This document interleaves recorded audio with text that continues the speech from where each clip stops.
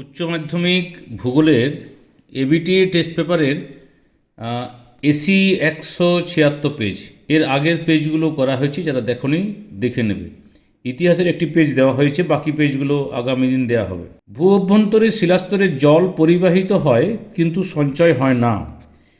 এই প্রশ্নের অ্যান্সারটা যেগুলো অপশান দেওয়া আছে কোনোটাই ঠিক মিলছে না, তাই অ্যান্সারটা দিলাম না, অর্থাৎ এই কোশ্চেনের মধ্যে প্রবলেম রয়েছে।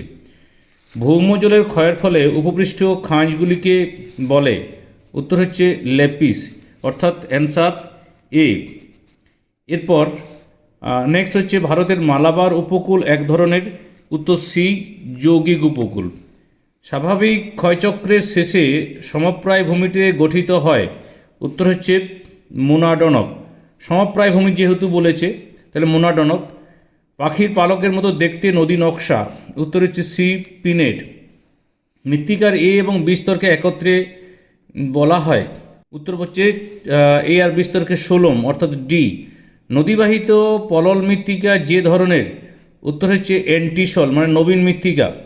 ক্রান্তীয় ঘূর্ণবাতের কেন্দ্রস্থলে শান্ত পরিবেশযুক্ত স্থান, উত্তর হচ্ছে চক্ষু। বায়ুমণ্ডলে সমষ্ণ তল এবং সমচাপ তল সমান্তরাল হলে তা হয় বেরোট্রপিক, এটা নাতিশীতোষ্ণ ঘূর্ণবাতে পেয়ে যাবে। বায়ু সঞ্চালনের পরোক্ষ তাপীয় কোষ, এটা হচ্ছে উত্তর হচ্ছে ফেরেল কোষ, উত্তর ফেরেল কোষ।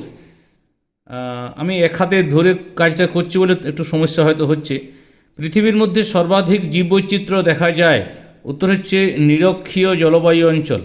ভূমিক্ষয় কী ধরনের দুর্যোগ, এটা উত্তর হবে। আধা প্রাকৃতিক উত্তর হবে, মানবিকও উত্তর হবে। অতএব অপশানটা আমি এ প্রশ্নের অ্যান্সারটা দিলাম না। জলসেচের সুবিধাযুক্ত স্থানে যে কৃষি ব্যবস্থা গড়ে ওঠে তাকে বলা হয় সেচন কৃষি। স্বাদে গন্ধে অতুলনীয় কফি, উত্তর হচ্ছে আরবীয় কফি। তারপর পশ্চিমবঙ্গে পেট্রোকেমিক্যাল শিল্প গড়ে উঠেছে, এই প্রশ্নের অ্যান্সারটি তোমরা কমেন্ট সেকশনে দিও, আশা করি দিতে পারবে। খাদ্য প্রক্রিয়াকরণ শিল্পে ভারতের যে রাজ্য প্রথম, উত্তর হচ্ছে পশ্চিমবঙ্গ। 24x7 উদ্যোগ সঙ্গে যুক্ত, উত্তর হচ্ছে তথ্য প্রযুক্তি। ভারতের দীর্ঘ জাতীয় সড়কপথ NH-44।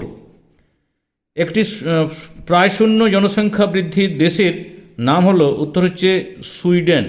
গ্রামীণ বসতির বেশিরভাগ মানুষ নিযুক্ত থাকে, উত্তর হচ্ছে কৃষিকাজে।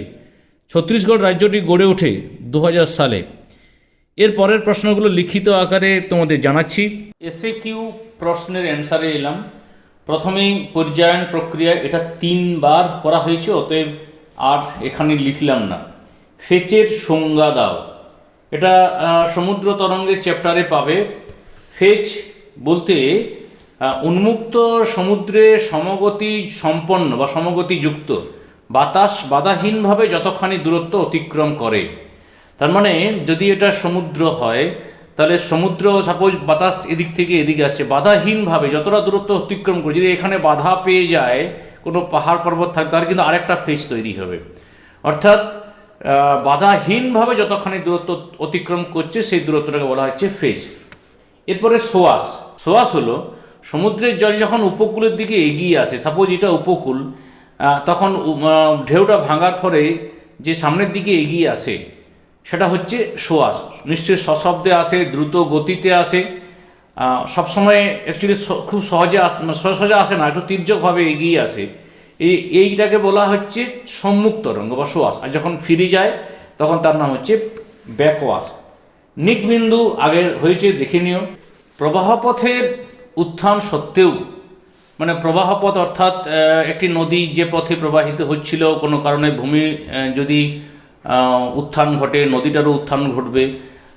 উত্থান সত্ত্বেও যে সমস্ত নদী নিম্নক্ষয়ের মাধ্যমে পূর্বেকার গতিপথ বজায় রাখতে সক্ষম হয় বা সমর্থ হয় তাদের পূর্ববর্তী নদী বলে। এরপর রয়েছে বৃক্ষরূপী জলনির্গম প্রণালী। খেয়াল করতে হবে, একটি গাছ যেমন দেখতে, একটি প্রধান নদী তার সাথে যে সমস্ত নদী উপনদীগুলো মিলিত হচ্ছে তারা কিন্তু সূক্ষ্ম কোণে মিলিত হচ্ছে, এবং শাখা নদীগুলো প্রধান নদীর থেকে সূক্ষ্ম কোণে বেরিয়ে আসে। এরূপ বিন্যাসটি হচ্ছে বৃক্ষরূপী জলনির্গম বিন্যাস। গাঙ্গেয় সমভূমিতে এরূপ জ্বলনীয় প্রণালী দেখা যায়। মৃত্তিকার ক্যাটেনা সংজ্ঞাটা একটু বড়, মানে ভূমিরূপের উচ্চতা এবং সংশ্লিষ্ট জলনিকাশি ব্যবস্থার পার্থক্য লক্ষ্য করা যায়। অর্থাৎ যদি ভূমিভাগের উচ্চতা দেখি আমরা, উচ্চতার সাথে বিভিন্ন জায়গায় জল নিকাশি ব্যবস্থা বিভিন্ন রকম হয়ে থাকে, কিন্তু একই জলবায়ু অঞ্চল।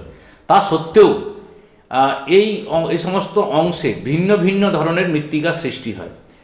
এই মৃত্তিকার সমন্বয়, মানে এক এক ধরনের মৃত্তিকা, এখানে হয়তো লাল মৃত্তিকা, এখানে হয়তো লোহিত মৃত্তিকা, এখানে হয়তো কালো মৃত্তিকা, এই মৃত্তিকার সমন্বয়টির নাম হচ্ছে মৃত্তিকার ক্যাটেনা। শারীরবৃত্তীয় শুষ্ক মাটি, অর্থাৎ উদ্ভিদ সেই মাটি থেকে তার প্রয়োজনীয় জল সংগ্রহ করতে পারছে না, অথচ মাটিতে জল আছে, তাই সেই উদ্ভিদের শরীরের ক্ষেত্রে মাটিটা শুষ্ক। যেমন হেলোফাইট যেখানে জন্মায় সুন্দরবন অঞ্চলে, সেখানে লবণাক্ত মাটিতে জল থাকলেও উদ্ভিদের তা খুব একটা কাজে লাগে না, তাই সেটির নাম হচ্ছে শারীরবৃত্তীয় শুষ্ক মাটি। ঘূর্ণাবর্তের সংজ্ঞা দাও। ঘূর্ণাবর্ত মূলত এখানে ক্রান্তীয় অঞ্চলে শক্তিশালী নিম্নচাপকে কেন্দ্র করে যে কেন্দ্রমুখী ঊর্ধ্বগামী দ্রুতগামী, তার মানে এখানে যদি নিম্নচাপ হয়, এদিক থেকে বাতাসটি আসে, এদিক থেকে বাতাসে দিক ঘুরতে ঘুরতে ঘুরতে ঘুরতে উপর দিকে উঠে যায়, এরূপ আকস্মিক বা আকস্মিক বায়ু প্রবাহকে ঘূর্ণবাত বলে। তাহলে এটা তুমি ক্রান্তীয় বা নাতিশীতোষ্ণ অঞ্চল লিখতে পারো। ক্রান্তীয় বা উষ্ণ নাতিশীতোষ্ণ অঞ্চলে এই কথাটি এখানে জুড়তে পারো। গর্জনশীল চল্লিশা, নিশ্চয়ই জানো যে দক্ষিণ গোলার্ধে যে জলভাগ বেশি, এটা মনে করো দক্ষিণ গোলার্ধের আমি একটা ছবি আঁকছি, এখানে ক্রান্তীয় উচ্চচাপ বলয় 25 থেকে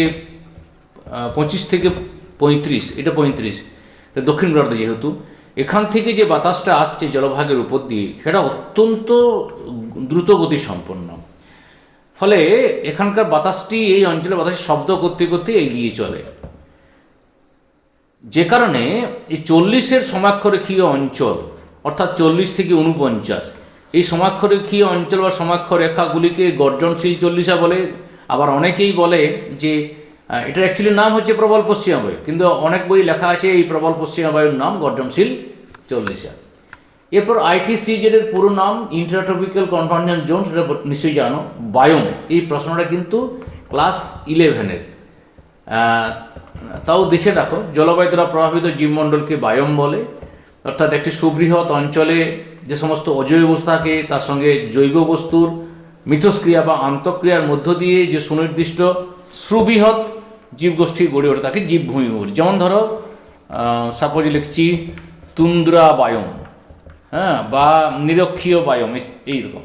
ভারতের সর্বাধিক বন্যাপ্রবণ রাজ্য উত্তর হবে অসম। মিলেট কি? উষ্ণ শুষ্ক অঞ্চলে স্বল্পস্থায়ী ঘাস জাতীয় নিকৃষ্ট শ্রেণীর ক্ষুদ্রাকার দানাশস্যগুলিকে একত্রে মিলেট বলে। উদাহরণ জোয়ার বাজরা, রাগি, কোরা, করণ ইত্যাদি। শস্য প্রগাঢ়তার সূত্র CI GCA divided by NCA into 100, gross cropped area আর নেট ক্রপড এরিয়া। এটা সূত্র এইটুকুই চেয়েছে, 1 নম্বরের জন্য এইটুকুই লিখলাম। 2 নম্বরের ক্ষেত্রে তোমাকে বুঝিয়ে উদাহরণ সহ লিখতে হবে, উদাহরণ দিয়ে। মিশ্র কৃষির সংজ্ঞা, না একটা বড় জমি, সাপোজ ধরলাম যে 50 বিঘা জমি, তার কিছুটা অংশে হাঁস মুরগি গায়ে গরু বাছুর পালন করা হয়েছে, অন্যদিকে চাষ করা হচ্ছে, অর্থাৎ খাদ্যশস্য উৎপাদন ও পশুপালন করা হচ্ছে, তাকে মিশ্র কৃষি বলে। বিশুদ্ধ কাঁচামাল, যে কাঁচামালকে শিল্পজাত দ্রব্যে পরিণত করলে কোনো ওজনের হেরফের হয় না, তাকে বিশুদ্ধ কাঁচামাল বলে। ব্রেক অফ বাল্ক কি? মানে কোনো একটা দ্রব্য পরিবহন করে এখানে নিয়ে আসা হলো, এবারে বহনের সুবিধার জন্য এটাকে বিভিন্ন ভাগে নিয়ে যাওয়া হচ্ছে, তখন এই এই এই যে ঘটনাটা ঘটছে যেখান থেকে, এটা হচ্ছে ব্রেক অফ বাল্ক পয়েন্ট বলে। অ্যাকচুয়ালি এটা কিন্তু পরিবহন খরচটা বৃদ্ধি পায়। পুনঃরপ্তানি বাণিজ্য, যে বিদেশ থেকে মনে করো এখানে কলকাতা থেকে জিনিস নিয়ে গেল সিঙ্গাপুরে চা নিয়ে গেল, এবার সিঙ্গাপুর থেকে বিভিন্ন দেশে রপ্তানি করা হলো, তখন সেটা হচ্ছে এখান থেকে পুনর্রপ্তানি হচ্ছে আর কি। শূন্য জনসংখ্যা বৃদ্ধি, জন্মহার এবং মৃত্যুহার প্রায় সমান, জনসংখ্যার পরিবর্তন তেমন হচ্ছে না, অর্থাৎ জনসংখ্যা বৃদ্ধিটা দাঁড়িয়ে গেছে, একে শূন্য জনসংখ্যা বৃদ্ধি বলে। আবার তুমি লিখতে পারো জন্ম প্লাস অভিবাসন, মানে যে সমস্ত লোকরা বাইরের থেকে এসে সেই দেশে বসবাস করে, মৃত্যু ও প্রবাসন, যারা বাইরে ওই দেশ থেকে ভিন্ন দেশে চলে যায়, এদের সংখ্যা সমান হলে জনসংখ্যা বৃদ্ধি ঘটে না। এরূপ অবস্থাকে শূন্য জনসংখ্যা বৃদ্ধি বলে। শেষ প্রশ্ন হচ্ছে ক্রিয়ামূলক অঞ্চল। আর্থসামাজিক কার্যক্রমের ভিত্তিতে গড়ে ওঠা বৈশ্বিক একককে ক্রিয়ামূলক অঞ্চল বলে। এটা লাস্ট চ্যাপ্টারের প্রশ্ন। কৃষি, শিল্প, ব্যবসা বাণিজ্য, প্রশাসন ইত্যাদি কার্যাবলীর ভিত্তিতে গড়ে ওঠে অঞ্চল, যেমন হলদিয়া শিল্পাঞ্চল, দুর্গাপুর শিল্পাঞ্চল, এইসব এর উদাহরণ। তাহলে এই পর্যন্ত আজকে। আশা করি বিষয়গুলো তোমরা বুঝতে পেরেছো। সকলকে ধন্যবাদ জানিয়ে এখানে